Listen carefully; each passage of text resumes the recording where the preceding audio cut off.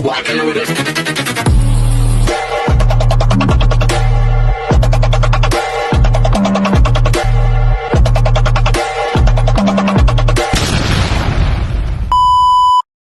Hi everyone! Good evening! I'm back. This is Brusas and welcome back to my YouTube channel. Oh my gosh! This is it guys.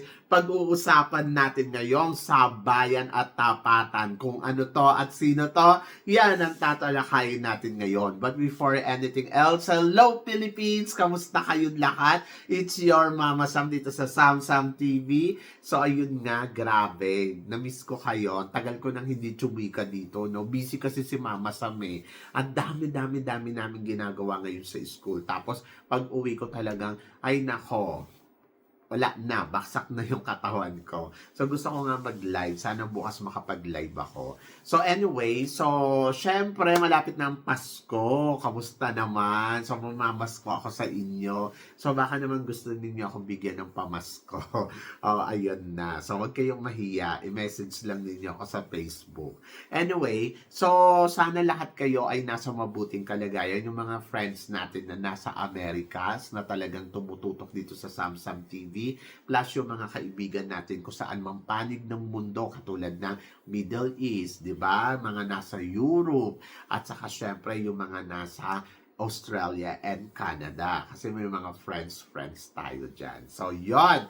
At ito na nga, grabe. Ang saya-saya kasi syempre, kahapon nagkaroon nga ng parada ang mga Miss Universe, runners-up, at saka syempre ang ating bagong Miss Universe na si Patty Mabush. So, kahapon si Atisa Manalo ipinarada din. Doon naman sa Quezon Province kung saan siya lumaki, di ba? Kung saan yung lugar niya na inalaban sa Miss Universe. Ang Quezon Province, 2 beses na kasi ito nilaban ni Atise sa Miss Universe Philippines. And then, ayan, so maganda yung kanyang pagbabalik kasi di ba nung una, sabi gano'n, si Atise nanalo lang ng Miss Universe Philippines, hindi na daw napagbigyan yung mga taga Quezon Province. Pero ayan na, sa awa naman ng Diyos, di ba? Dahil nabigyan na ng bonggang-bongga na, ano tawag dito, parada. Napagbigyan na sila ni Atisa. And then, maganda yon kasi syempre, parang matagal-tagal din naman nila hinintay si Atisa. At ito na siguro yung pagkakataon. Maganda naging parada kahapon ni Atisa. At syempre, sinalubong din ng isang katutak ng mga taga Quezon.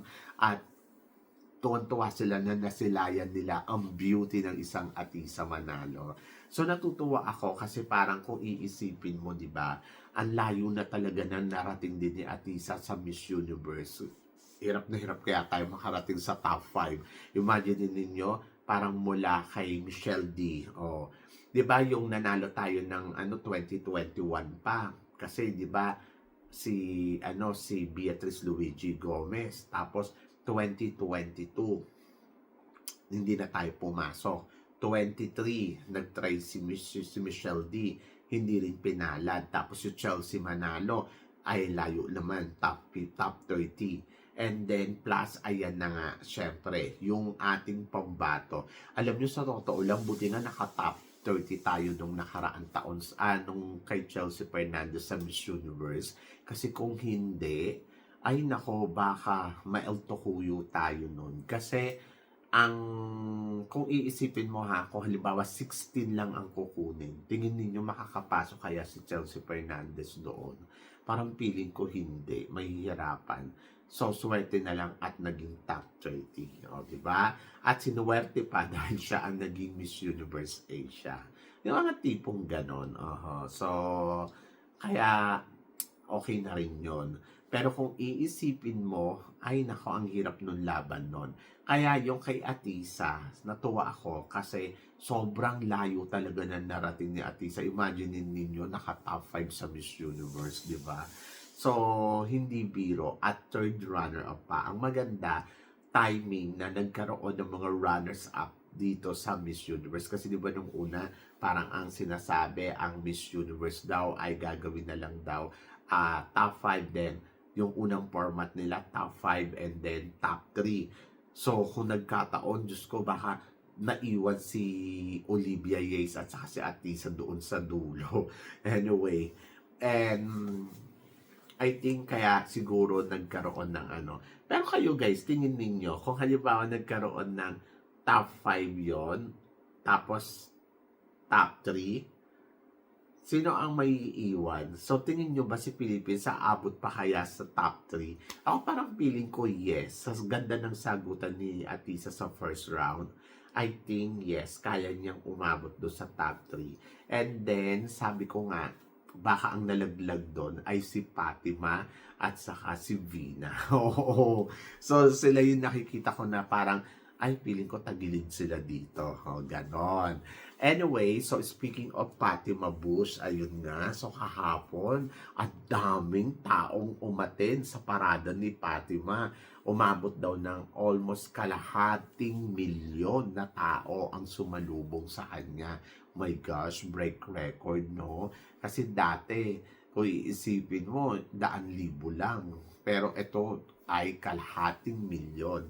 So, kung iisipin mo, grabe pala talaga yung nagsusuporta sa kanya. Kasi ang dami, di ba? Hindi lang isa, hindi lang 10, hindi lang 100, hindi lang 1,000, kundi talaga kalahating milyon ang taong pumunta doon. Pero sabi gano'n, bayad daw yun. So sabi ko, ano yun? Babayaran nila isa-isa?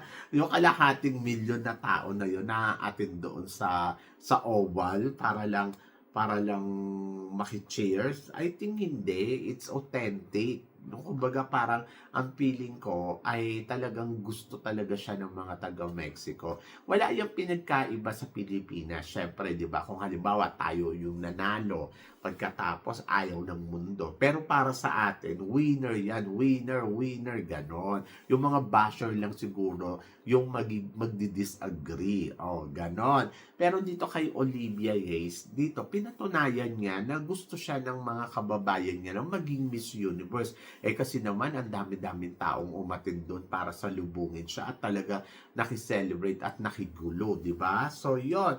And then, syempre, ang hitad, tuwan-tuwa naman kahapon, may pasayaw-sayaw pa. At grabe ha, oo, talagang kembot-kembot pa siya doon. At gumaganong-ganon pa yung lola mo, o, di ba? So, talagang feel free siya na parang, yes, I'm a Miss Universe. May sinabi pa nga siya na ito daw ang gusto ng Diyos. Diyos ko, dinamay pa ang Diyos, nananahimik. Ayun daw yung gusto ng Diyos para sa kanya. Kaya siya nanalong Miss Universe. O, di ba? So, yun. So, ngayon, tignan natin. Kasi may mga nagsasabi pa rin ako, mukha namang madidethrone yan.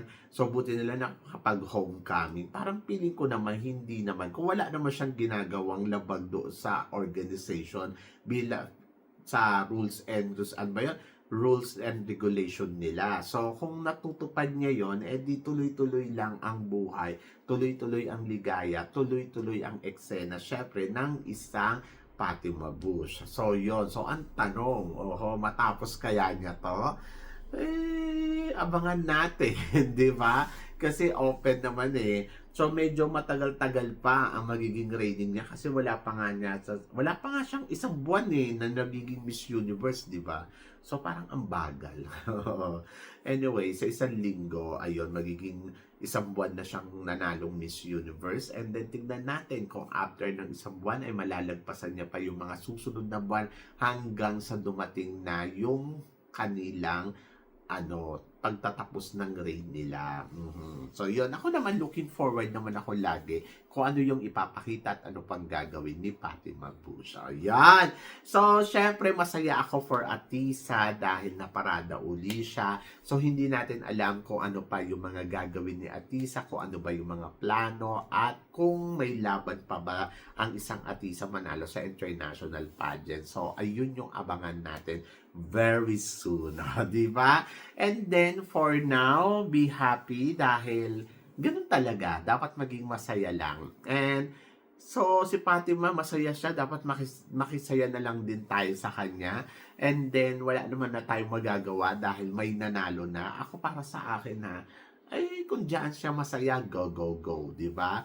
Mahirap naman kasi din yung parang kokontrahin pa natin siya. Tapos hindi tayo happy para sa kanya. Dapat happy lang tayo. At laban lang Philippines. Ganon! So yan, ako naman happy naman ako for Atisa. Dahil syempre iba pa din yung third runner-up. Kapag third runner-up ka, bongga yun. So, dapat maging masaya na rin kayo para kay Maria Atisa Manalo. And then, tingin ko naman masayang-masaya si Atisa at tanggap niya. Aba, hindi biro ang third runner-up ha. So, ka-level niya na dito sila Shamsi Supso, di ba? Sila, sino ba yung mga nag-third runner-up? Ariela Arida, yung mga tipong ganon. At least hindi nagkamali ang Pilipinas sa pagpili kay Atisa na ipadala sa Miss Universe. Diba? So, yon. So, kayo guys, ano guys ang masasabi ninyo dito sa mga pinag-uusapan natin ngayon? So, please comment below para at least malaman ko naman kung ano naman ang chika mo dito sa mga tinatalakay natin. Syempre, maraming salamat sa inyong lahat sa support at pagmamahal na binibigay ninyo. Syempre, dito sa channel ko. At sa mga hindi pa nakaka-subscribe, please don't forget to click like and subscribe my channel at i-click nyo na rin po ang notification bell to more updated syempre sa aking mga chika. Hanggang ganon, always keep smiling and laban lang. So guys, hanggang dito na lang. Hanggang sa muli natin chikahan. See you tomorrow. Thank you guys.